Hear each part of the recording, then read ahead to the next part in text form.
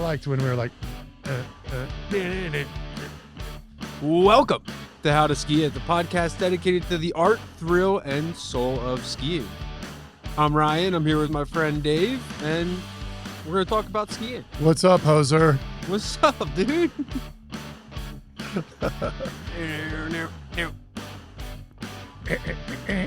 So I think That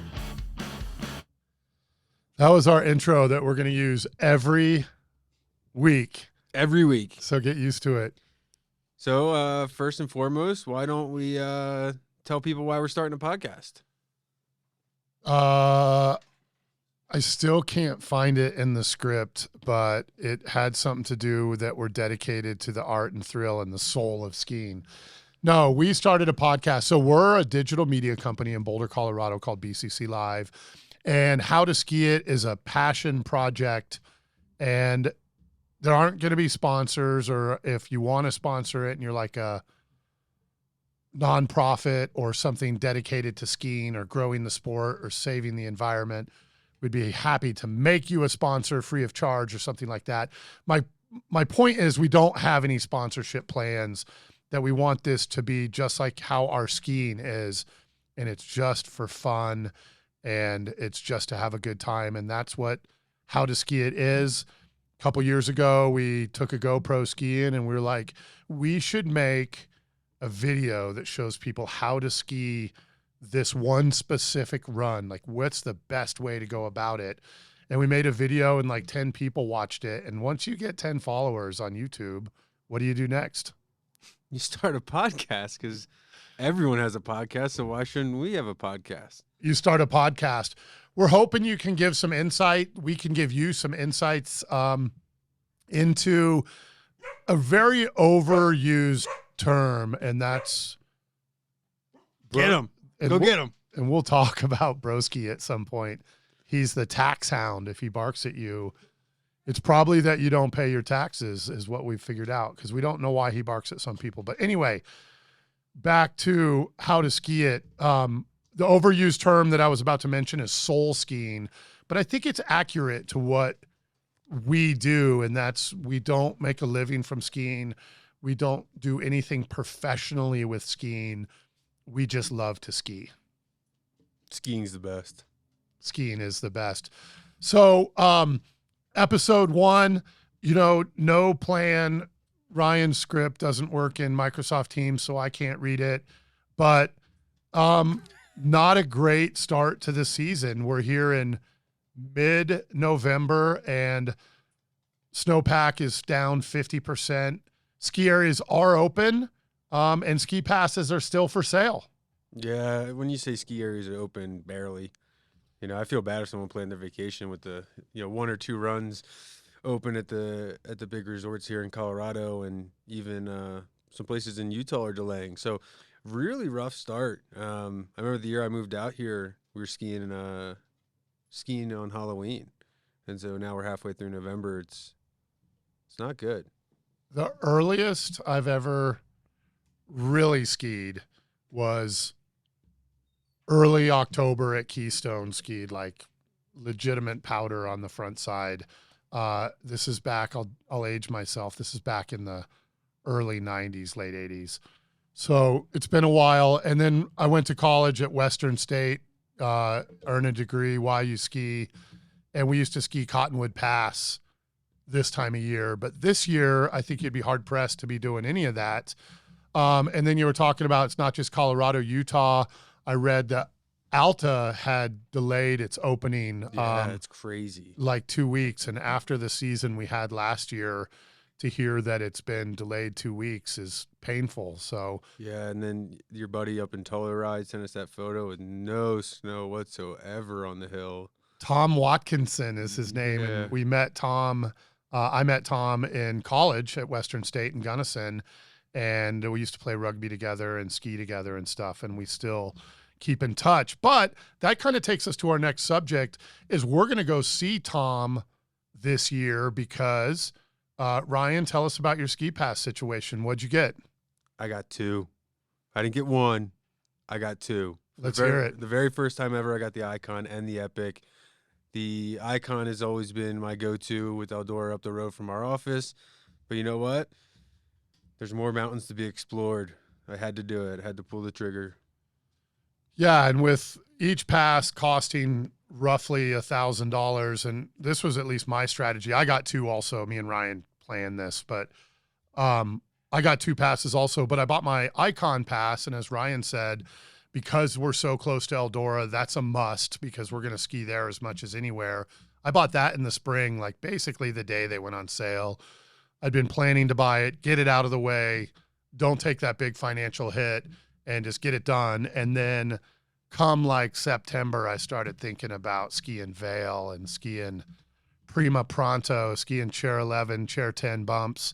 I'm kind of a front side guy at Vail, but maybe more of the advanced skiing. And I wanted to go back to Vail, but that's where I was just talking about Tom Watkinson.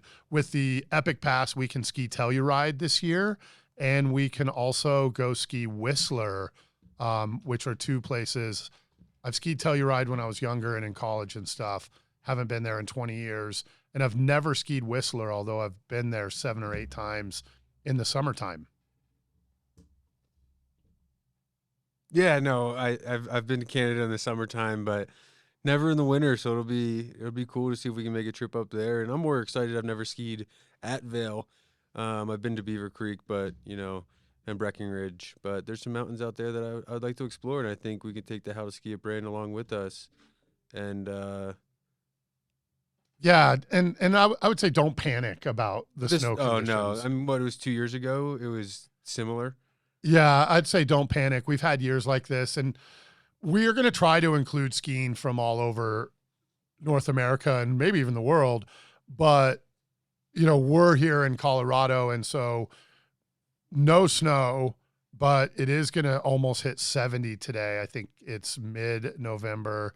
It's going to hit 70 today. So we're going to go ride bikes. Yeah, and we are. One thing you can do if, you're having the ski season blues is get fit. Like, you know what? When it comes, it's going to come in hard. It's going to be knee deep. And then you're going to be like, oh, I haven't made it up on the mountain yet this year. That's the problem. Like, once it starts snowing, it's not going to stop. And these places are going to open at a rapid pace to the point, you're going to get caught out of shape and just, it's not going to be a good time. You're going to have to get back into ski shape while skiing when you should be doing that before you go skiing. Yeah. And short of last year, I feel like all of the advanced skiing in Colorado, it roughly opens at the same time every year. Yeah. So, the backside of Eldora opens late December, early January on a bad year. And the advanced skiing, when there's fewer rocks up at Arapahoe Basin, comes in January. So it always comes at the same time. It just sometimes gets scary. So don't panic. How to Ski It podcast, something else. I think we'll dedicate a whole show to Interstate 70 in Colorado and Cottonwood Canyon in Utah. One of the big differences is how much our civic leaders have done here in Colorado over the last 30 years. Ryan, do you know how much they've done over the last 30 years?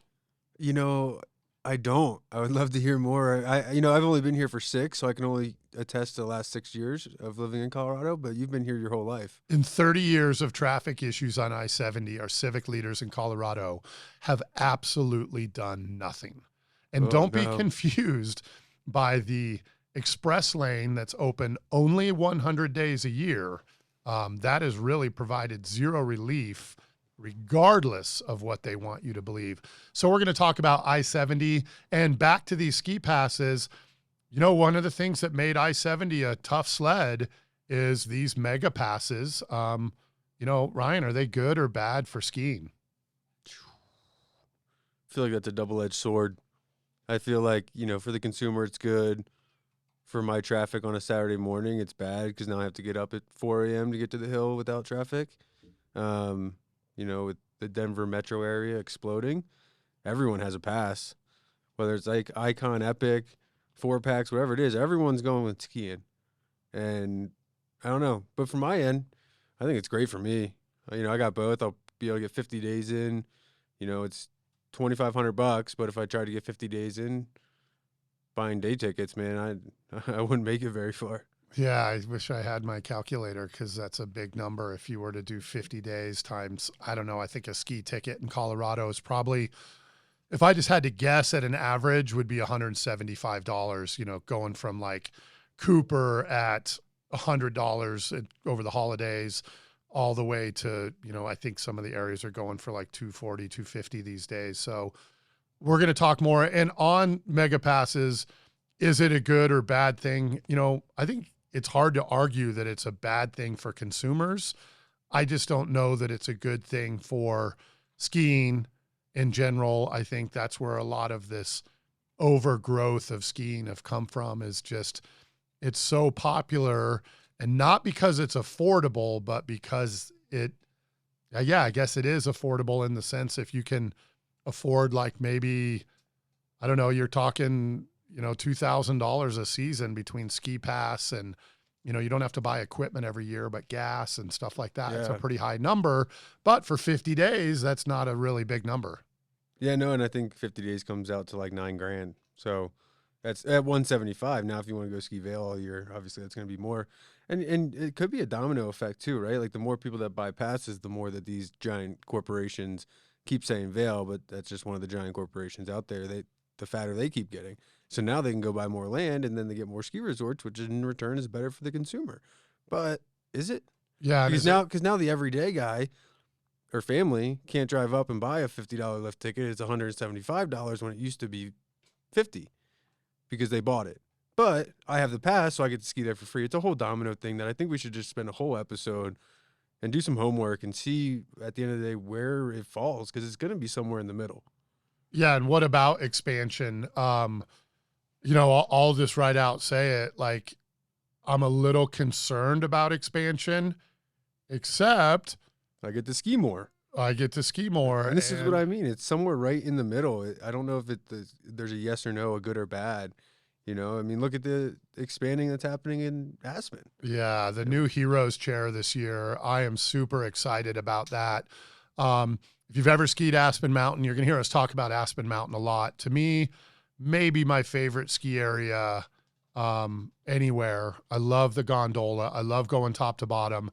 And I love the Walshes. And now the Walshes are going to go twice as far down the mountain to the bottom of the new Heroes chair.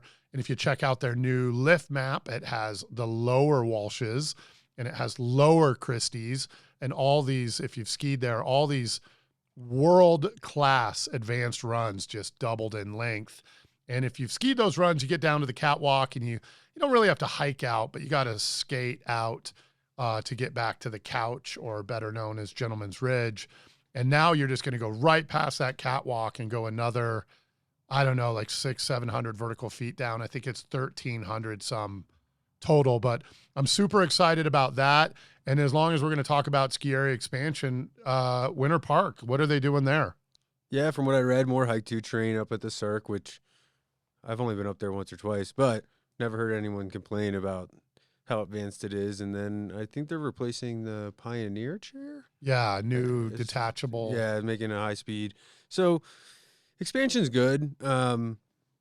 Good for the skier. I don't know if it's great for the environment, depending on how many trees they have to cut down. But the high country stuff, like up at the Cirque, expand it. There's not, you're not killing anything up there. If the snow was good tomorrow, where would you go? If, let's say, If it was all open, everybody's like 95% open with 10 inches new. it's a tough question. Copper. Well, what's tomorrow? Saturday.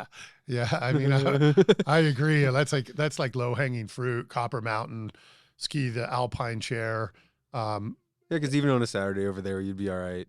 Nobody skis the Alpine Just chair. get up there early, get a good parking spot. Nobody really skis bumps anymore, and I think that's one of the things that makes Mary Jane still great. That was my second choice. Yeah, and we touched on I-70, but we have a rule, like, you got to be on I-70 by 6 a.m. And if you get on I-70 by 6 a.m. and then leave by like noon 30, you don't really have to deal with the weekend traffic. But 1:30 even too. I mean, you can, as long as you're out of there before you're pushing your luck at 1:30. Lunch. Once lunch is over, you're walking a fine line. And if you're not familiar with I-70, obviously Interstate 70, and a drive from Denver to Copper Mountain is maybe an hour and 35, 40 minutes. And then on a bad day, it's like 8 hours. So that's what we're talking about. Realistically, probably closer to like 3.5. I've done it. So We've all done it. So, but they're doing amazing improvements. No, not really. And then They're when not the doing- Texas plates get stuck somewhere, then it's 8 hours, and it can be rough. So, what else are we talking about for this year? We're going to talk about equipment. Everybody's like, hey, you got to try out my new this, that, and the other thing. It's the greatest thing in the world. It's like parabolic skis are new every year. So we'll talk about equipment. Ryan, what are you skiing on this year? pair of skis, better than yours. Yeah. No, I got a pair of Liberty Origins I got last year. I love them. Won't replace them. I got new boots last year too. It's good for another year or two. Might get a new helmet though. That's always important. I had this Burn helmet like 15 years ago that had music in it, and they don't make that same helmet anymore. And I've been through 10 helmets since then. You just want to go back? I know I did go back to a Burn, but it doesn't have music, so I just wear my AirPods now. But it's a dangerous game. Yeah, and also you can't really talk to anybody because you can't or hear anybody. Yeah, and I love the chips. It's just the Burn helmet I have, and the chips are the Bluetooth things that go inside your ear pads, and those are great because you just touch it to turn it on and touch it to turn it off. But a new helmet is a great thing, and I probably didn't do this when I was younger, but when you take a good banger on your head, it is a good time to consider getting a new helmet. And so yeah, mine's 3 or 4 years old, and I definitely should have been replacing this a long time ago. Time for a new helmet for Ryan. Yeah. So lots of good choices out there. If you guys have helmets you like, tell us what you think about all the stuff we're talking about. And if you have ideas for shows that you want us to do and stuff like that, we will. But equipment will be a few shows in its own. I'm skiing on a pair of Rossignol Sender TI 106. I bought them last year, but I didn't really ski on them last year. They weren't really the ski I thought. They're much heavier than the Rossignol Soul 7 that I had before that. And they're like tanks. And so on a few of the big powder days I had at Steamboat last year, they were fantastic. And they're a great ski all around, but I'm a rock phobic, and so I just never last year thought there was enough snow, even though it was a record year. I just kept thinking, well, I'll just keep skiing on these Soul 7s. It'll be fine. We need to start a poll about the Soul 7s and how many people want to bring them back, because it's the majority of Rossi skiers. I know that they came out with the new pair that you got, but they need the Sender TI. It's a cool looking ski. Didn't they come out with the Black Op too? I don't follow their line like I used to. I don't follow equipment, period, in skis anymore like I used to, that I'm like, yeah, those one boots and stuff like that. Yeah. So if you have thoughts on equipment, put that in. What else do we need to talk about today before we wrap up our episode 1? And I promise our future shows will be more directed towards a specific ski area and a specific day kind of skiing. We do focus a lot on advanced skiing. It just, like, maybe here's a simple question for you, Ryan. What does skiing mean to you? Like, why do you ski? It's tough to answer that. I think it's just something I've always known in the winter. It was play sports all summer, ski all winter. It was somewhere, parents could ship us off to ski school on the weekends and go about their day. And then as you got older, people had cars, and it's what you did after school. You went night skiing. I'm from the East Coast. I guess I should declare that and just let everyone know the snowpack's my fault. Every year there's a bad snowpack. It's because I came from the East Coast. But yeah, what was that ski club you always bring up? It sounds cool, but the Wissahickon Ski Club, the Wissahickon Ski Hill. I grew up skiing a T-bar in Conshohocken, Pennsylvania. Natural snow only. It was it's a pretty cool place. Don't check it out. Don't look it up. It's there's memberships aren't available. Let's just put it that way. Long-time member there. I'm an out-of-state member now, and I ski on real hills. But no, skiing has just been a part of my life. Parents they did me right. I was very, very fortunate to be able to ski and have skis, and be on the snow. It's just something I love to do and will always love to do. Yeah, and I want to give a shout out to my mom and dad.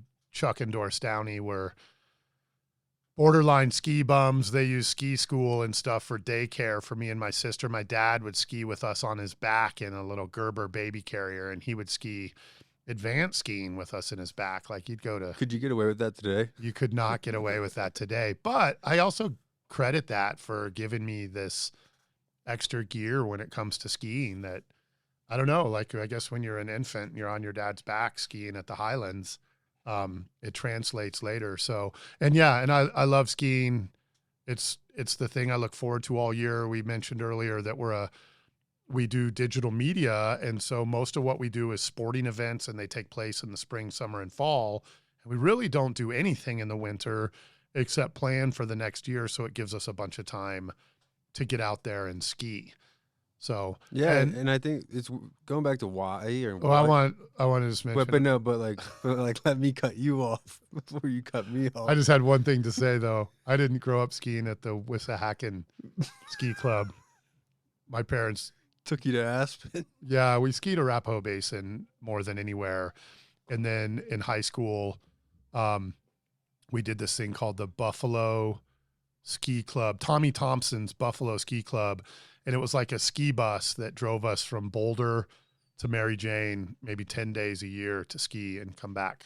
And So- you used to be able to take the train You can still take the train. Yeah, but not from Boulder. Yeah, well, right outside of Boulder, like right past El Dorado Springs, you could get on the train right off Highway 93. But the reason they ended that is it was like a gravel parking lot, and then people would just line up and the train would stop.